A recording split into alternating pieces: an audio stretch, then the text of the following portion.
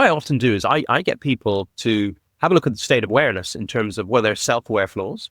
Maybe have a look at the five people around them in their vicinity. So you might choose a mum or a dad because you tend to model them in the first 7 years of your life. But then have a look at the people around you and what do they sabotage themselves with? What do you not like about them? And then maybe have a look at those characteristics and reflect back and see if they're in you. And then the other thing I like to do is I like to ask people. So I asked my dad, because he would be my biggest critic at times in the past, although he's much more on board there. But in the past, I would say to Dad, I'd say, look, what do you think? Where do I need to self-improve? And he'd be like, you write it all down and then you add it to the list. So you get a comprehensive list.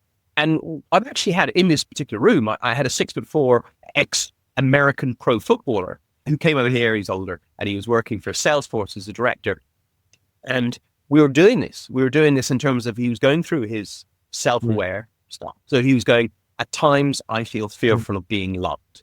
At times I feel abandoned, whatever it might be.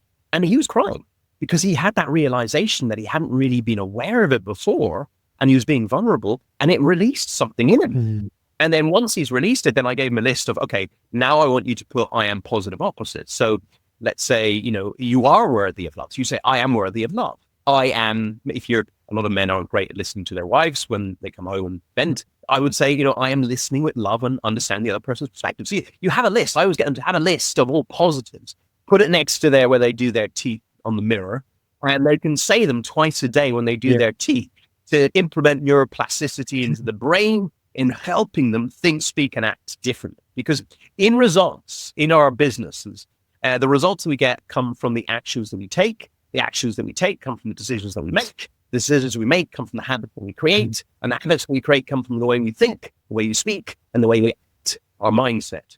So if you can change the way you think, speak, and act, you might find the results change as well. And that's why that's so important.